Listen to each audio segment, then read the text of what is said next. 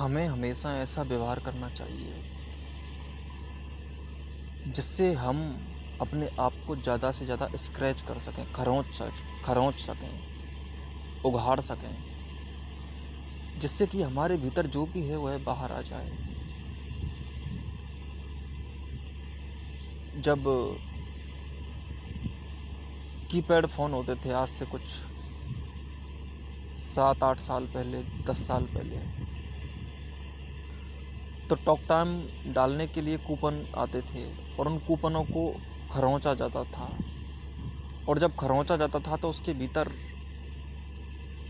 के जो नंबर्स होते थे, अक्षर होते थे, गिनतियाँ होती थीं, उनके द्वारा टॉक टाइम प्राप्त किया जाता था।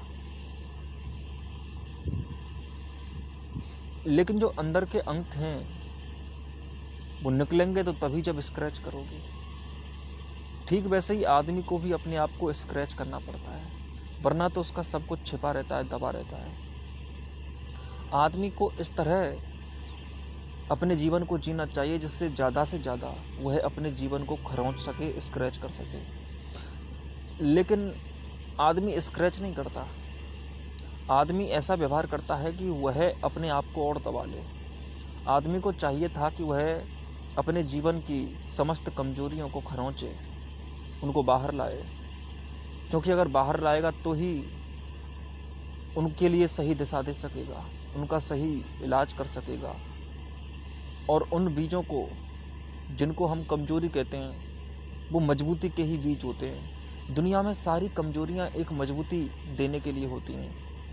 ऐसा समझ लो कि बीज होता है कमजोरी, और जब कमजोरी को पोषण मिल जाता है तो वही कमजोरी मजबूती में तब्दील हो जाती है। आदमी को अपनी सभी कमजोरियों को बाहर लाना चाहिए।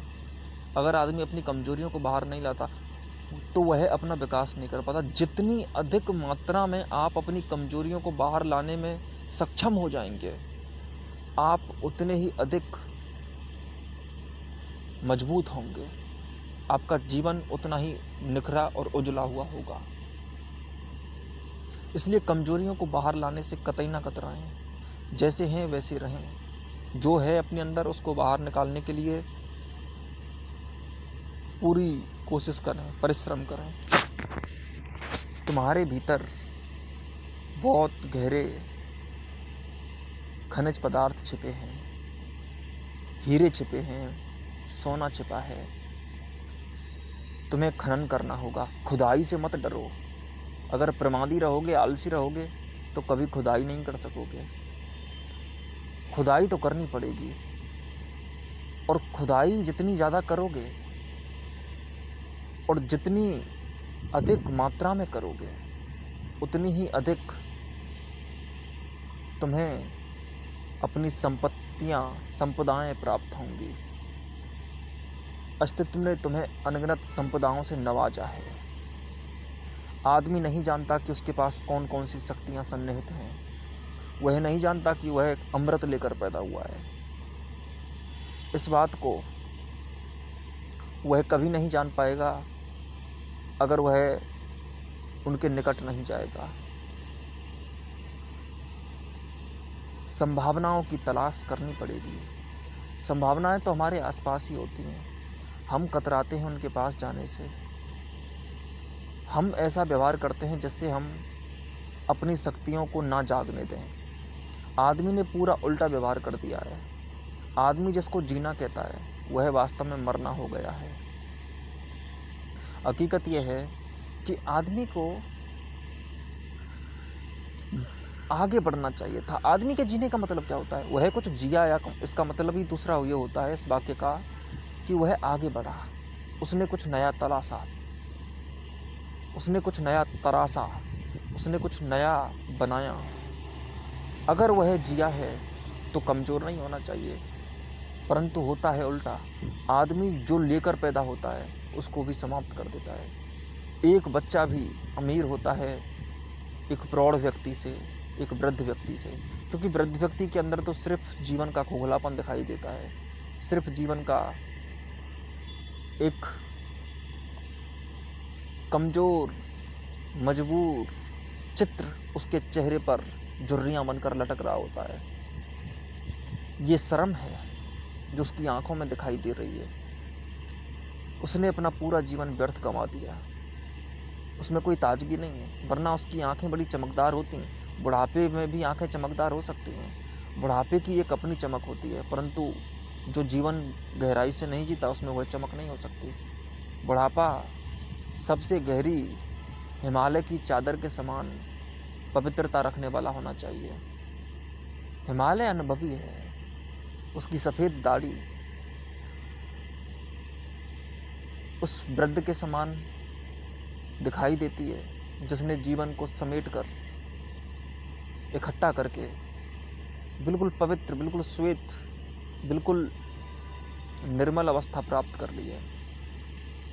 परंतु हकीकत यह है कि आदमी यदि बुढ़ापे में भी निर्मल अवस्था प्राप्त नहीं करता तो उससे घटिया अवस्था कोई नहीं हो सकती, क्योंकि इतने अनुभवों के बाद अगर वो नहीं समझा तो कभी नहीं समझ पाएगा।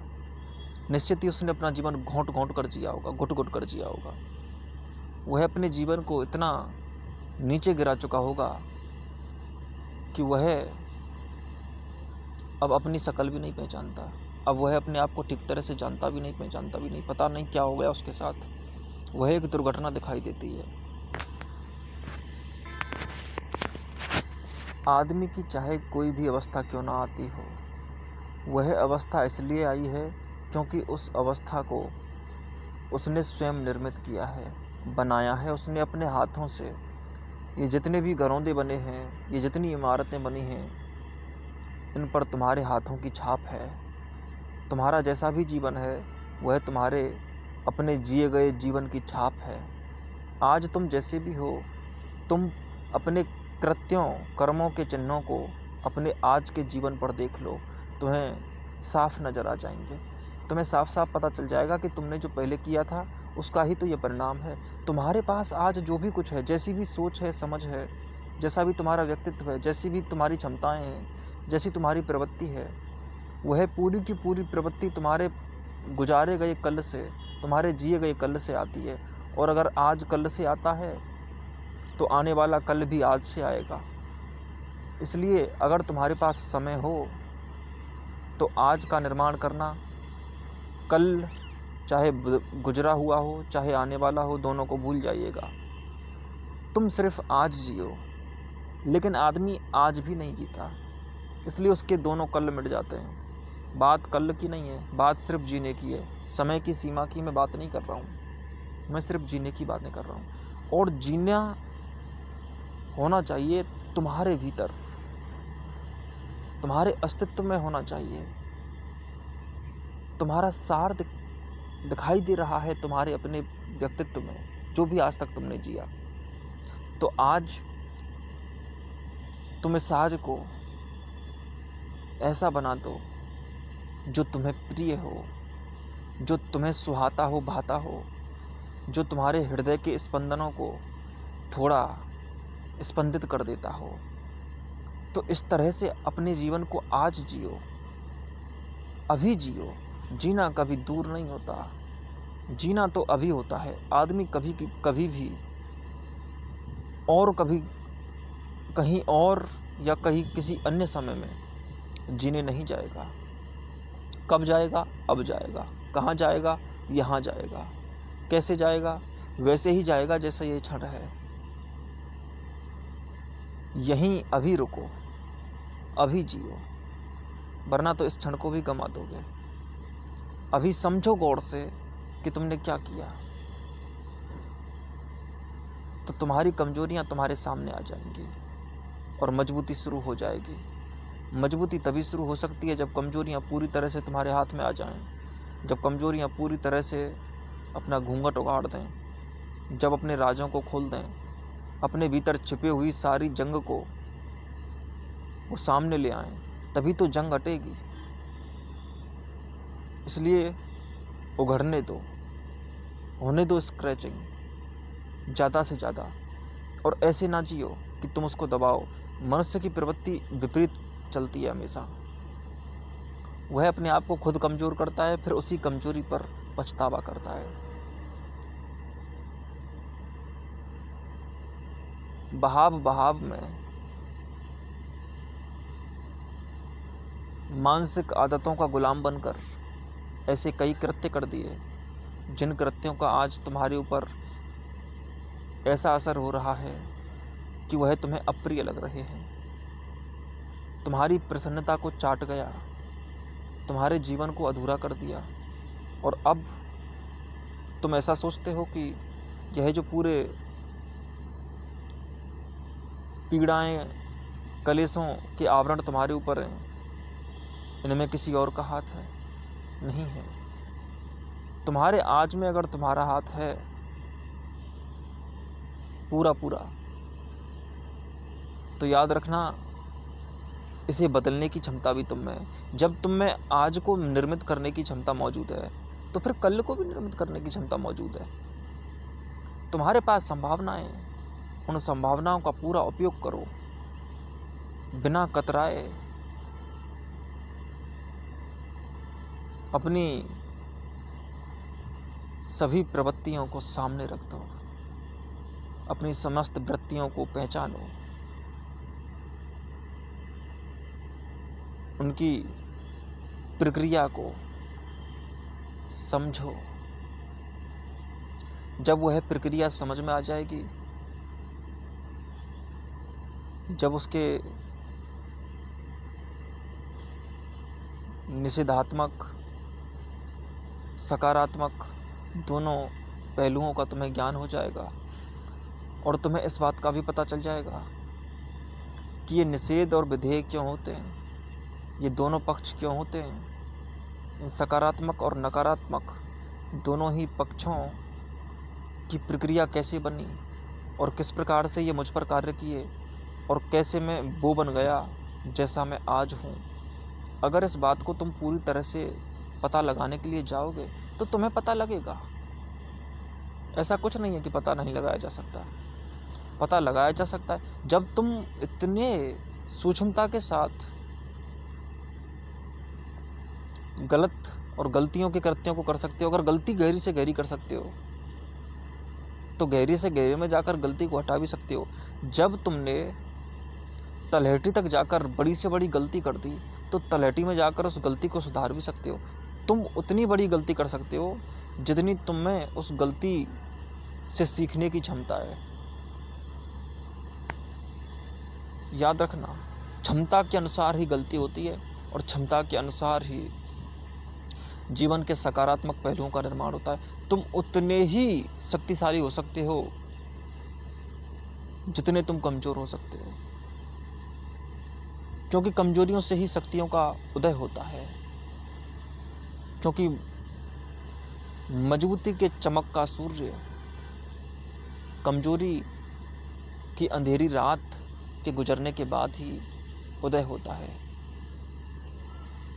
इसीलिए जीवन के समस्त पहलू आपस में समायोजित हैं, जुड़े हुए हैं। उन समस्त पहलुओं को निखारो, जगाओ। जो तुम्हारे भीतर बीज मुद गया है उसके लिए जमीन दो, और जमीन में उन बीजों को उगाओ, उनका पोषण करो, उनकी सिंचाई करो, उनकी सुरक्षा करो, उनकी बाड़ लगाओ, और फिर फूल भी आएंगे, फल भी आएंगे,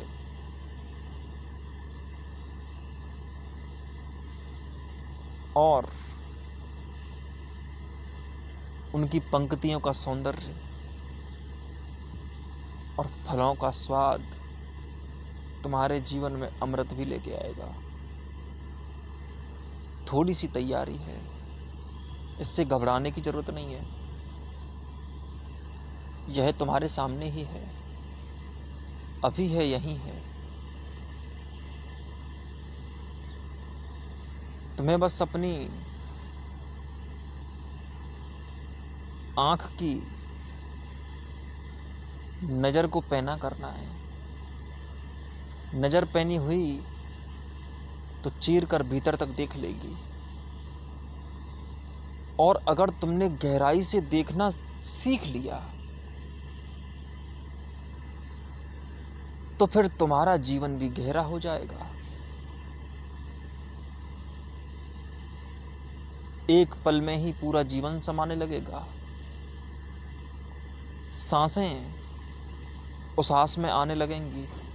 एक ही उसास में इतना जी सकोगे कि पूरे जीवन भी जी नहीं सके हो।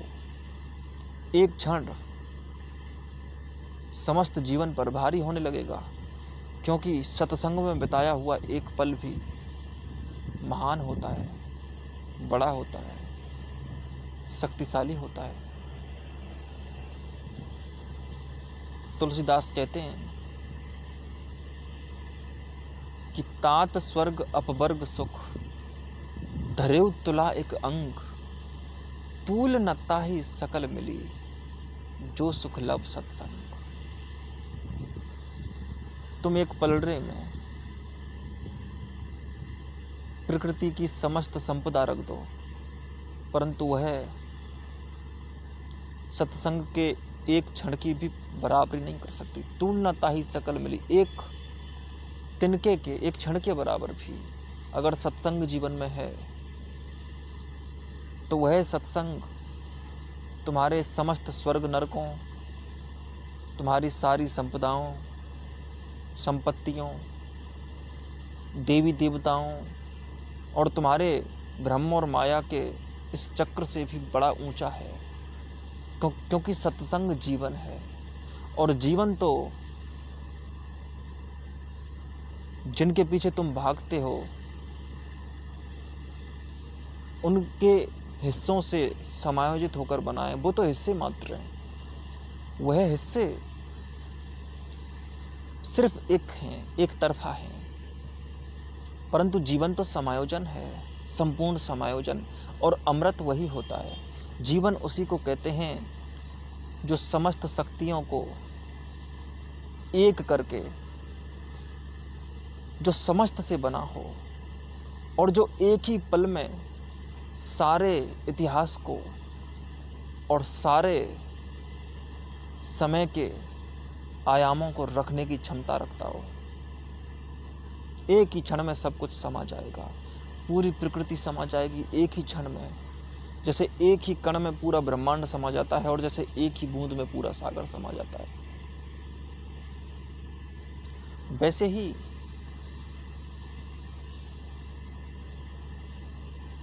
एक ही सत्संग की सुगंध की आभा, खुशबू, दीप्ति तुम्हें ऐसा सराबोर करेगी कि उसके बाद में बड़े से बड़े स्वाद फीके लगेंगे, बड़ी से बड़ी सफलताएं व्यर्थ धूल के कतरे के समान भी नहीं लगेंगी।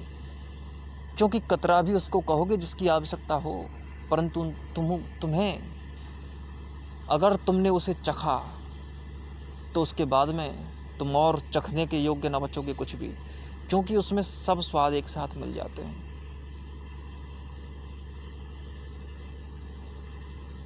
कहा जाता है कि जो परमात्मिक हो, जो परम से जुड़ गया हो, वह परम को ही खाता है, परम को ही चलता है, परम को ही देखता है, परम से ही देखता है। परम ही जीभ, परम ही भोजन, परम ही पानी, परम ही प्यास। वो ईश्वर ही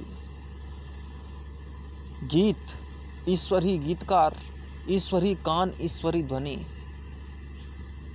जो बात होती है कि कण कण में परमात्मा, फिर कण नहीं दिखाई देते। ये नहीं कह सकते कि मैं भोजन कर रहा हूँ, ये शब्द छोटा लगने लगता है, मज़ा नहीं आता ये बात कहने में, थोड़ी मस्ती घटती हुई दिखती है। क्यों कहें हम ये बात कि हम भोजन कर रहे हैं? हम तो ये कहेंगे कि हम परमात्मा खा रहे हैं, और खा भी नहीं रहे, परमात्मा खा रहा है, परमात्मा को ही खा रहा है, परमात्मा से बने हुए परमात्मा को खा रहा है। हम क्यों इस बात को कहें कि हम परमात्मा से जीव को अलग रखेंगे या खाने की क्रिया को अलग रखेंगे? हम किसी भी चीज़ से अलग नहीं रख सकते, किसी भी चीज़ से नहीं। कोई भी ऐसी चीज़ ना हो जिसमें तुम्हें परमात्मिक आभा ना महसूस होती हो। हर बात में होनी चाहिए, हर जगह, हर तथ्य में हर तथ्य के लिए तैयार रहो। पैर को पीछे हटाने की आवश्यकता नहीं। कहीं भी क्यों हल्का होना, कहीं भी क्यों। परमात्मा से कम परमात्मिक व्यक्ति और परम रसिया कोई रस देखना पसंद नहीं करता। जिसने उससे प्रेम किया हो उसे छोटे प्रेम कैसे सुहा सकते हैं? उससे छोटे तो नहीं सुहाएंगे। जो तुम्हारा सबसे बड़े से बड़ा अनुभव है, तुम्हें उस अनुभव के सामने अन्य सभी अनुभव फीके लगते हैं। तुम्हें जितना भी कभी भी कोई गहरा अनुभव हुआ हो, वह गहरा अनुभव तुम्हारी संपदा होता है। वह गहरा अनुभव तुम्हारे हीरे होते हैं। वह हीरे और उस हीरे के सामने समस्त धातुएं तुम्हें फीकी लगती हैं, तुम्हें चमकहीन लगती हैं। वही हीरे की मणि चाहिए, वही चमक चाहिए, वही आभा चाहिए, वही जगमगाहट चाहिए।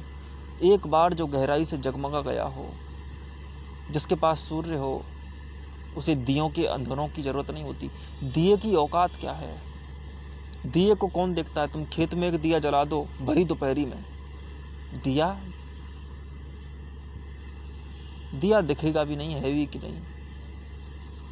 क्योंकि सूर्य की आभा जहां हो, जिसने सूर्य देखा हो वो दियों में नहीं फंसता। जिसने महासागर देखा हो वो गड्ढे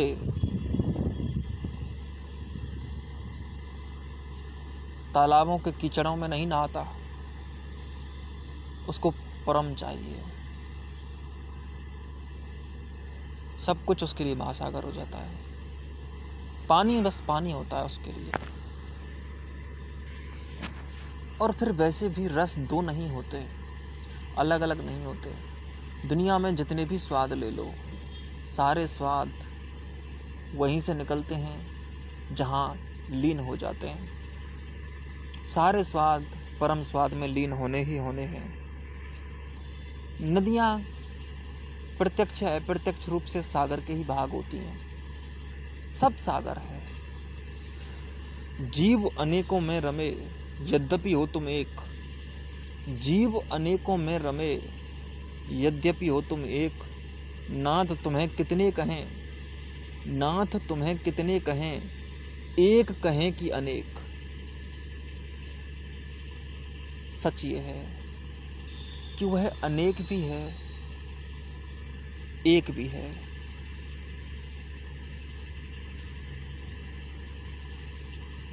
अनेकता में एकता और एकता में अनेकता। कोई भी अनेकता एक के नींव पर खड़ी होती है। अनेकता की इमारत एकता के आधार से जुड़ी होती है, एकता के केंद्र से केंद्रीभूत होती है। अगर एकता ना हो तो अनेकता किसको कहोगे? कहीं तो एकता होती है, तभी तो हम अनेकता कहते हैं, वरना तो अनेकता कहने के लिए बचेगा क्या? अनेकता कभी भी अनेकता नहीं कह सकती। अनेकता को अनेकता कहने के लिए एक चाहिए, और एक भी कभी भी एक नहीं कह सकता, क्योंकि जहाँ एक ही होता हो, अनेक होता ही ना हो, जिसे अनेक की अनुभूति तक ना हो, वह अनेक कहेगा क्यों?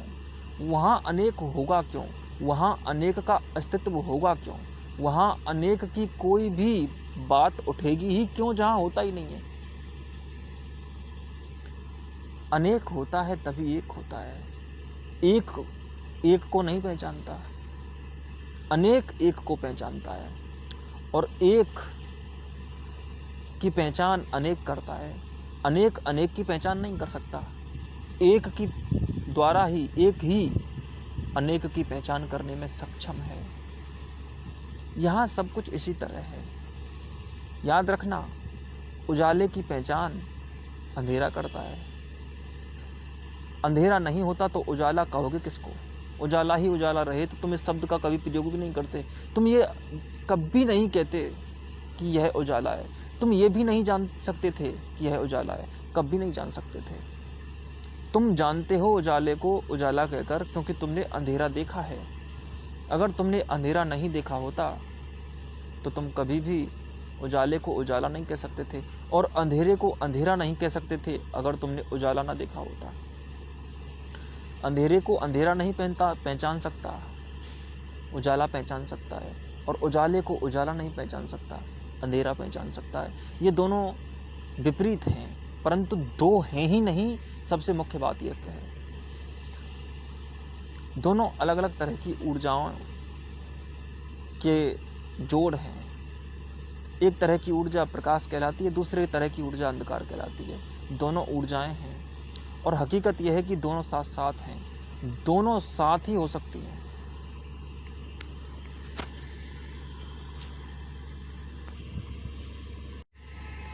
अलग अलग करके उन्हें नहीं देखा जा सकता, एक ही है। असंभव है टुकड़ों में तोड़ना, टुकड़े टुकड़े नहीं है। हम एक को अनेक कहते हैं और अनेक को एक कहते हैं। हम एक का ही, या कहें कि अद्वैत का ही, या कहें कि परम का ही, कई रूपों में,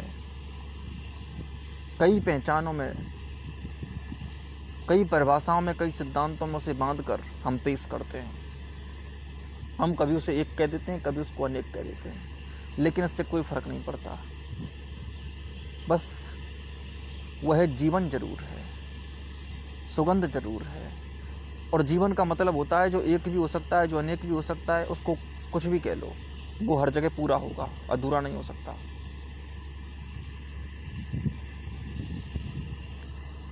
इसीलिए जो अति निकट जीवनचर्या तुम्हारे पास हो सकती है तुम्हें अपने निकट लाने के लिए, उसी को जियो। उसको क्यों अलग अलग करके देखना, क्यों उसके हिस्से करने, क्यों उनको तोड़ना मरोड़ना। जो है जैसा है वैसा उसको पेश करना है। ये जो कुछ आज है कल तो नहीं है, ये जो कुछ आज है कल तो नहीं है, ये सामे गम मुसलसल तो नहीं है। मैं अक्सर रातों पर सोचता हूँ ये बस्ती कोई जंगल तो नहीं है। यकीनन तुम में कोई बात होगी, ये दुनिया यूं ही पागल तो नहीं है। मैं लम्हा लम्हा मरता जा रहा हूँ, मैं लम्हा लम्हा मरता जा रहा हूँ। मेरा घर मेरा मक्तल तो नहीं है।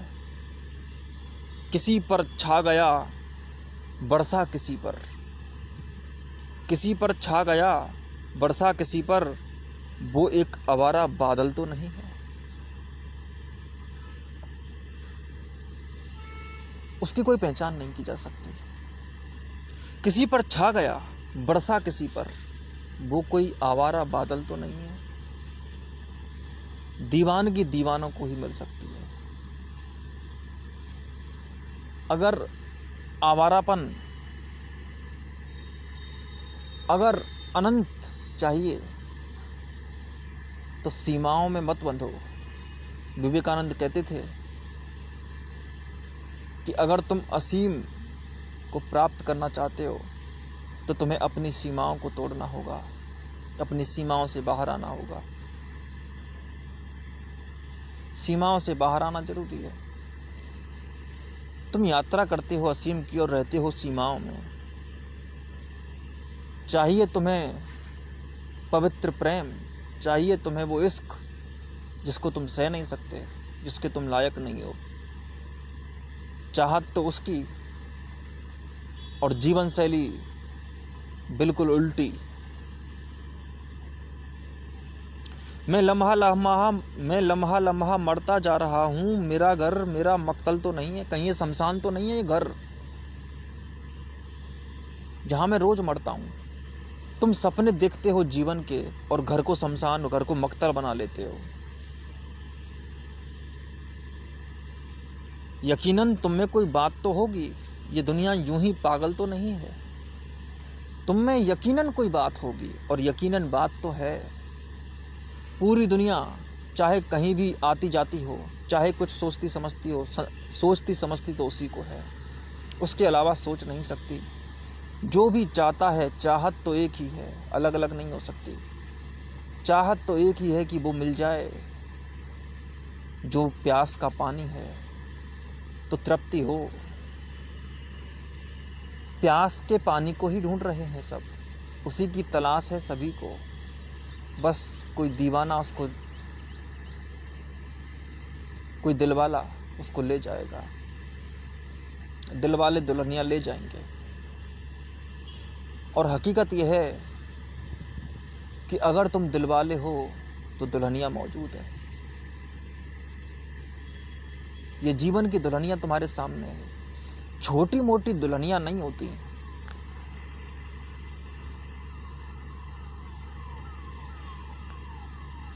इसीलिए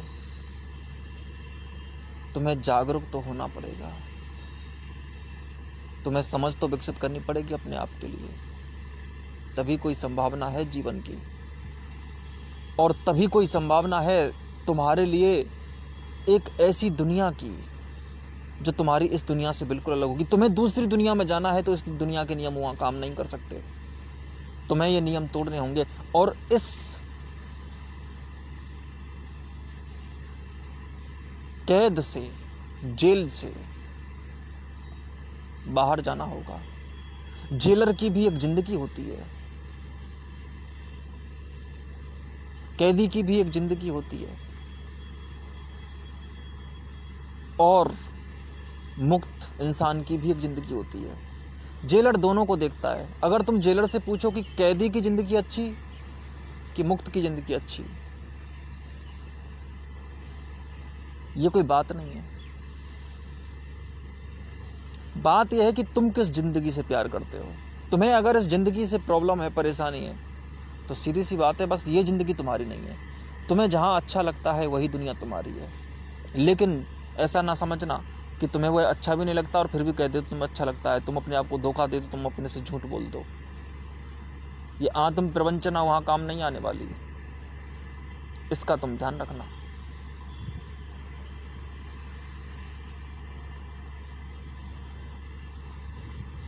बस यही है।